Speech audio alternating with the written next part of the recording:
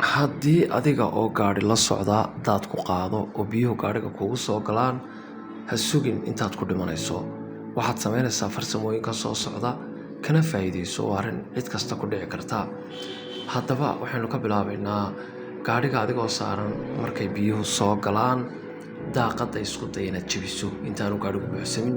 gaadhiguna daaqadiisu ma jilicsanay, xisaabta ku darso oo feedh iyo laad kuma jabayaan. xataa haddii imika lugahaaga aad ku garaacdo ma jabayo. markaa madaxa yare kursiga la bax, bir yar baa ku taalla, birtaa yar dacalkaa ka geli, sidaasay maraayaddu ku jabaysaa. kadibna qaybta buushka ah ku nadiifi, sidaa gaadhiga kaga bax. midda kalese gaadhiga markay biyuhu sidan oo kale u soo galaan isku day inaad daaqadda iska furto oo degdeg uga baxdo. mararka qaar waxaa jirta biyaha barshar soo celiyaanoo daaqaddu waa furmi weydo. markaana maxaad samaynaysaa?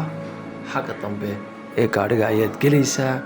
kadibna gaadhigu jiinku xagga hore kaga jira, xagga hore ayaa horquusta, xagga dambe jaanis bay haysataa.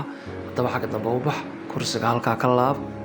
xagga dambe la yidhahda buudka meel yaroo la yidhahda emergency open baa jirta. farta sidaa u geli, kor ugu dallac, iska fur adigu, kadibna sidaa ku badbaad. haddaba waa inaad taqaanaa haddii xaaladana ku qabsato sidaad uga baxsan lahayd. haddii aad ka heshay muuqaalkan fadlan falowda iyo sheerta igu camira.